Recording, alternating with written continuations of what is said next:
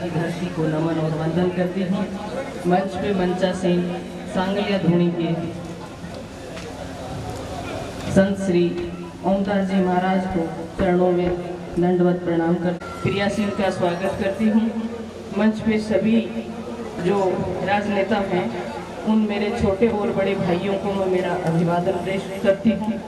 सामने बैठे हुए गांव से दूर दराज से आए हुए मेरे सभी भाई बहन, आप सभी को भी मेरा जय भीम निवेदन करती हूँ। और बाबा साहब के दिए हुए अधिकारों का उपयोग करते हुए मैं समाज को अधिकारों के लिए जागृत करने का काम दिन रात करती हूँ। मैं किसी भी लाग लपेट या किसी भी आशा के बिना आप लोगों के मध्य आई हूँ कि मेरा समाज और विशेष रूप से जो युवा है वो जो क्रांति की आस आंखों में लिए और जय जय जय जय जय भीम करते हुए रात दिन जहां भी उनको बुलाया जाता है वहां वो जाते हैं। और 2 अप्रैल जो 18 की भीड़ थी वो उन युवाओं का ये आगाज था कि हमें परिवर्तन चाहिए। अभी 2 अप्रैल को जो भीड़ हुई, मैं आप लोगों से ये निवेदन करना चाहती हूँ कि भीड़ और केडर में अंतर होता है। हमारी भीड़ तो है लेकिन हमारा केडर नहीं है। हमारे केवल विचार हैं और विचारों के कोई मूल्य नहीं होते हैं।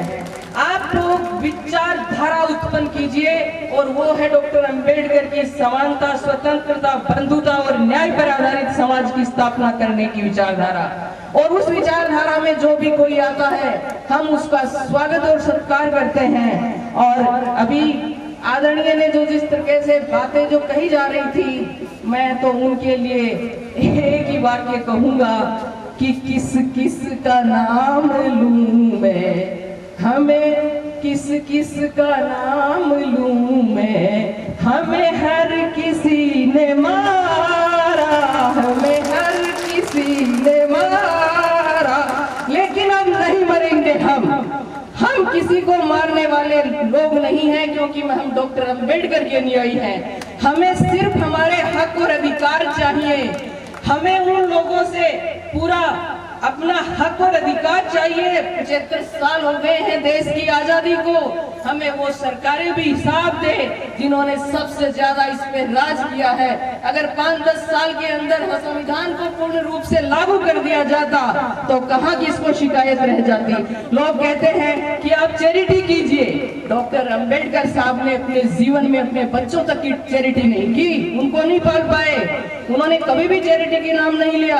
उन्होंने कहा कि राजनीतिक और सामाजिक ढांचा इतना मजबूत होना चाहिए कि कभी किसी को चैरिटी करने की जरूरत ना पड़े। हर आदमी को अपने हक और अधिकार अगर मिल जाते हैं तो चैरिटी क्यों की जाए, क्योंकि चैरिटी करने में फिर एक वर्ग का निर्माण होता है, दाता और लेता। हमें समानता का अगर भारत के अंदर स्थापना करनी है तो हम लोगों को डॉक्टर अंबेडकर के संविधान को अक्सर से लागू करना है। और सुन ले सारा भारत, और भारत पे राज करने वाले पार्टियां, भारत का राजा वो बनेगा जो डॉक्टर अंबेडकर के संविधान को लागू करेगा, अन्यथा भूल जाए। अब हम आपके मीठी मीठी बातों से बरगलाने वाले, भूलने वाले और लोग नहीं हैं। हमें हिसाब चाहिए 75 साल का, और वो कौन देगा, कौन देगा वो। आज भी मैं अधिकारी हूँ, डिस्ट्रिक्ट लेवल ऑफिसर हूँ, लेकिन मेरे जाने से पहले मेरी जाति मेरे कागजों में चली। जब से कह रही हूँ मैं, मुझे मकान नहीं मिलता, तो मेरे समाज के अन्य लोगों की बात क्या है जब एक डिस्ट्रिक्ट लेवल ऑफिसर को मकान लेने के लिए अपनी जाति का नाम शर्म से ये कि क्या कमी थी हमें, क्या कमी है मेरे अंदर, या क्या कमी है जो कुशल पवार जैसी एक हिंदू विश्वविद्यालय के अंदर दिल्ली में प्रोफेसर है, हमें मकान नहीं मिलता। किस समानता की बात करते हैं, और कौन सी सरकारें हैं जिन्होंने आज तक भारत के अंदर समानता स्थापित की है। भारत का संविधान लागू किया ही नहीं। सिंगल एक आर्टिकल 13 जो कहता है कि आज से पहले के सभी विधान शून्य किए जाते हैं। मैं कहती हूँ कि कलम से इससे बड़ी क्रांति पूरे विश्व में नहीं हुई। जो एक खड़ी व्यवस्था थी उसको एक लाइन से आगे पटक दिया कि आज से पहले के सभी विधान शून्य घोषित किए जाएं, और उसके बाद में ताला और लगाया। मकान के गेट लगाया, गेट के कुंडा लगाया कि आज से पहले के सभी विधान शून्य घोषित किए जाते हैं, और उसके बाद में ताला लगाया कि इस आर्टिकल में संशोधन नहीं हो सकता है। तो आप उस विद्वान व्यक्ति को पढ़िए, डॉक्टर अंबेडकर मूर्तियों में नहीं बंधुओं, वो किताबों में है। मान्यवर काशीराम जी ने एक बात कही थी कि मैं एक किताब पढ़ करके और मेरा जीवन मैंने समाज के लगा दिया और भारत की राजनीति को लाइन पे लगा दिया। और एक हम हैं कि रोज जय जय जय जय जय भीम करते हैं, लेकिन कोई परिवर्तन नहीं होता, हमारा कोई मजबूत कोई संगठन नहीं है। हम इधर उधर किधर पता नहीं किधर चले जाते हैं और हम वापस भिखारियों की तरह अधिकार मांगने वाले लोग हो जाते हैं। मैं तो इस मंच के माध्यम से कहना चाहूंगी कि हमारे समाज का युवा रोजगार मांगता है, बच्चे शिक्षा मांगते हैं और कर्मचारी ट्रांसफर या नौकरी मांगते हैं, और हमारे समाज का नेता टिकट मांगता है। भिखारी बना करके समाज को रखा हुआ है और संख्या हमारी है। लोकतंत्र कहता है जिसकी जितनी संख्या भारी उसकी उतनी हिस्सेदारी। तो जो वो लोग तो हमें हमारा हिस्सा दें, वो बात करें। हमें न तो जोशीले भाषण सुनने हैं और न ही ऊंची आवाज में बात करनी है। हमें धीरे से कहना है कि अब हमें हमारा हक और अधिकार चाहिए, मारो चाहिए, सारो चाहिए, पूरा चाहिए। हमें अब आधी अधूरी बातें नहीं चाहिए। और वो लेने के लिए आप युवा सबसे ज्यादा अहम भूमिका निभा सकते हो। क्यों निभा सकते हो? क्योंकि सारी समस्याएं आप ही का इंतजार कर रही हैं। और दूसरी बात, जिस ओर जवानी जाती है उस ओर जमाना जाता है। तो युवाओं, आप लोग बाबा साहब को पढ़ करके और एक विजन रखो। अभी विनोद जाखड़ ने बोला मैं विधानसभा जाना चाहता हूँ। मैं एक छोटा सा वाकया बताना चाहती हूँ। पूजा वर्मा जो चुनाव जीती तो मैं उनके पास मिलने के लिए गई। मैं आज पहली बार ये बात कर रही हूँ।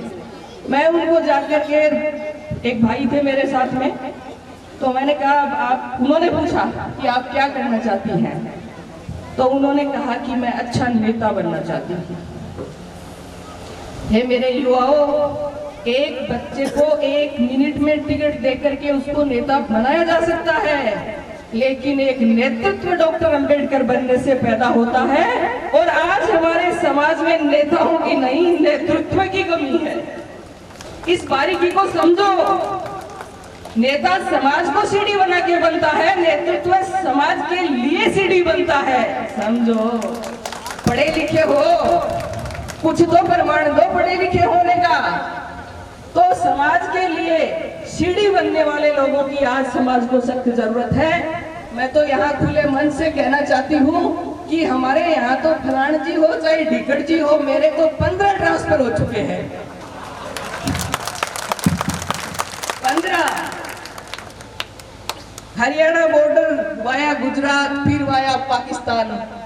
मैंने कहा भाई, मेरे बाबा साहेब ने मेरे को अगर जिला शिक्षा अधिकारी बनाया है तो मुझे 33 जिलों में से 33 के बारी बारी से 5-5 दिन से बढ़ाते रहो, लेकिन आप मुझे चपरासी नहीं बना सकते यार। मुझे चपरासी नहीं बना सकते। और मेरी आवाज मेरी है, मेरे समाज के लिए जीना और मरना मेरे बाबा साहब का ऋण उतारने के लिए कर रही हूँ। ये किसी पे एहसान भी नहीं है। और न मैं यहाँ पर मंच पे सारे ही बैठे होंगे लोग, मैंने न कभी किसी के पास जाकर के दामन फैलाया है कि मेरे बच्चे जो हैं वो परेशान हैं, क्योंकि मैं डॉक्टर अंबेडकर की प्रतिमा को ही देख के सोती हूँ और डॉक्टर अंबेडकर की प्रतिमा को देख के उठती हूँ। जब मेरे बच्चे मुझे कहते हैं कि मम्मा, बाबा साहब के बच्चे भूख और बीमारी से मरे, आप तो इतनी सक्षम हो बाबा साहब। तो हे युवाओं, आप लोग समझो इस चालाकी को। मैंने कहा ना कि किस का नाम लूं मैं, तुम तलाश करो उन लोगों की कि आज दिन तक भारत का संविधान एक लाइन तक सही तरीके से लागू नहीं हुआ है। तो हम किसको अच्छा कहें और किसको बुरा कहें, ये मंथन आप लोगों को करना पड़ेगा। सोचना पड़ेगा कि आखिर वजह क्या है कि हमें हमारा हक नहीं मिलता। आज भी चैरिटी कर रहे थे, क्यों करें चैरिटी? सामाजिक न्याय और राजनीतिक न्याय बराबर दे दीजिए, किसी प्रकार की चैरिटी करने की कोई जरूरत नहीं पड़ेगी। एक अंत में मेरे युवाओं से जो जोश और जुनून से भरे हुए हैं, तो आप साइकोलॉजिस्ट हैं, जो मनोवैज्ञानिक है, उनको आपने पढ़ा होगा कि जवानी जो होती है वो अंधी उम्र होती है, उसमें जोश के साथ में जुनून और होश होना बहुत जरूरी होता है। तो आप लोग होश के साथ में काम करिए कि क्या करें और क्या नहीं। देखो, कुछ भी करते रहने से कुछ नहीं होता। एक लक्ष्य बनाना पड़ेगा कि बाबा साहब का संविधान जो अक्षर से लागू करे वो हमारा है, अन्यथा वो कितना ही मीठा बोले और चाहे कितनी चिकनी चुपड़ी बात करे, हम लोग उनके बहकावे में नहीं आएंगे। बाबा साहब को जो मानेगा, उनके संविधान को मानेगा, वो हमारा बड़ा भाई के समान हमारा नेतृत्व है, हम उसको स्वीकार करेंगे। अन्यथा अब हमें हमारा नेतृत्व इस तरह का जो हमें आलतू फालतू बातों में उलझाए स्वीकार नहीं है। तो मैं आप लोगों को ये कहना चाहती हूँ कि बाबा साहेब ने संविधान लिखा, ये सच बात है, सबसे अधिक मेहनत उन्होंने की, ये सच बात है। लेकिन डॉक्टर अंबेडकर ने अकेले ने संविधान लिख दिया, ये बात सही नहीं है। इसमें हमें सुधार करना होगा, क्योंकि संविधान सभा के अंदर 299 सदस्य थे, तो इस संविधान निर्माण के अंदर 298 लोगों की सहमति है। हम उसको नकार देते हैं या हम उनको भूल जाते हैं, ये गलती हम यहाँ करते हैं। हमें सामाजिक सौहार्द बना करके आज भारत के संविधान को लागू करने और भारत की इस रोती तड़पती जनता को त्राण देने के लिए, हर व्यक्ति को अपने देश के अंदर आजादी से जीने का हक देने के लिए प्रयास करना होगा। और इसके लिए बाबा साहब को पढ़ने के अलावा आप जो बहुत अच्छी बात है, आप उनके नारे लगाते हो, बहुत अच्छी बात है कि आप उनकी मूर्तियां लगाते हो, लेकिन मैं आपको एक बात जो कहने जा रही हूँ वो आप ध्यान से सुनना कि आदमी की हत्या होते आपने देखी है ना, लेकिन आपको ये नहीं पता कि विचारधारा की हत्या होती है। विचारधारा की हत्या उस समय होती है जब उसको पूजना शुरू कर दिया जाता है। रैदास जी देखो, कबीरदास जी देखो, वो भक्ति काल नहीं थे, वो क्रांति काल था। उस क्रांति को भक्ति में तब्दील करके उस क्रांति का खत्म हो गया है। तो हमें समझना होगा कि डॉक्टर जो अंबेडकर है वो पूरे देश के अंदर हर वर्ग के लिए उन्होंने उनके लिए भी अधिकार लिखे जिन्होंने हमारे लिए असमानता का विधान रच के रखा था। तो डॉक्टर अंबेडकर कोई साधारण आदमी नहीं है, वो युग पुरुष है। आप उनके लिखे हुए इस संविधान को बचाएं और अपना पूरा योगदान इसके लिए दें। राजनेता बड़े भाई, मेरे छोटे भाई सभी बैठे हैं, हम उनसे यही कहना चाहते हैं कि आप राजनीति करिए चौधरी चरण सिंह जी जैसी, आप राजनीति करिए सर छोटू राम जैसी, आप राजनीति करिए आदरणीय कुंभाराम जी जैसी, आप राजनीति करिए डॉक्टर अंबेडकर जैसी, आप राजनीति करिए मान्यवर काशीराम जैसी। हमें कम से कम इस देश को बचाने का काम करना चाहिए।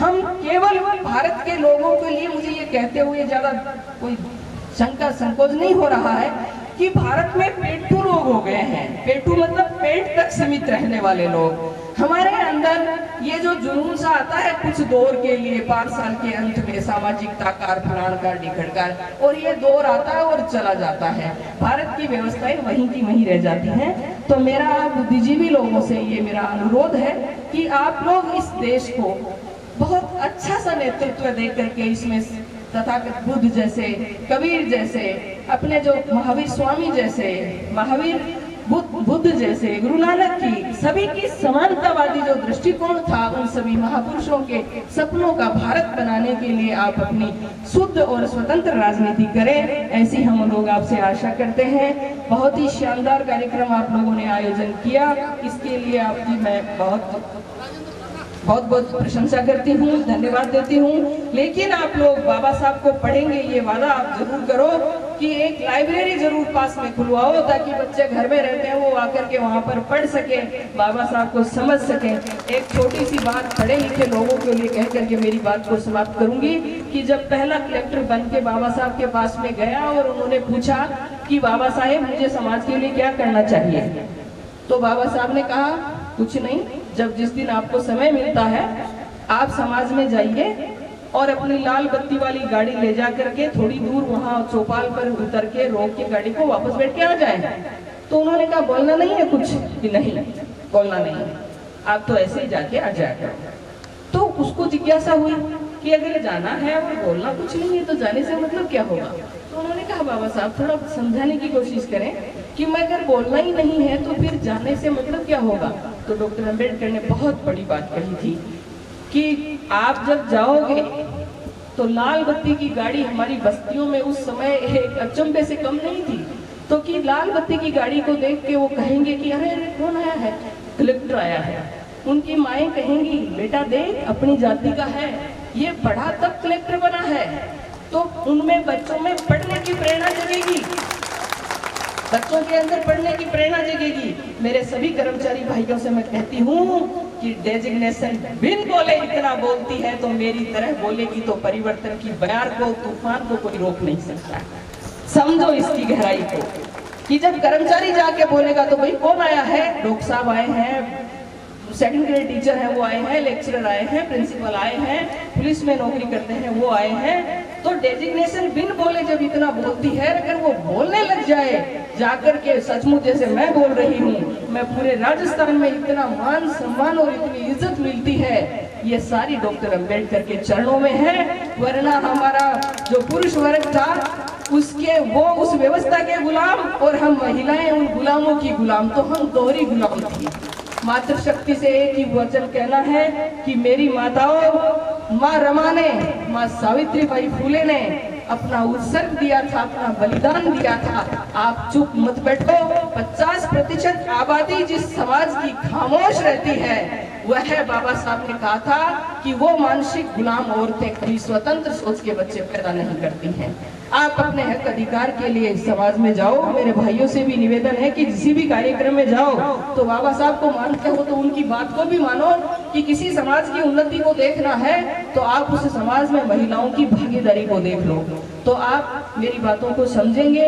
युवा नेता बैठे हैं तो हमें युवा नेतृत्व की मुझे लगता है कहीं अधिक जरूरत है, तो आप मेरी भावनाओं को समझें। यहाँ बुलाने के लिए इतना मान सम्मान के साथ में इतना ध्यानपूर्वक सुनने के लिए मैं आप सभी की आभारी हूँ। जय भारत, जय संविधान।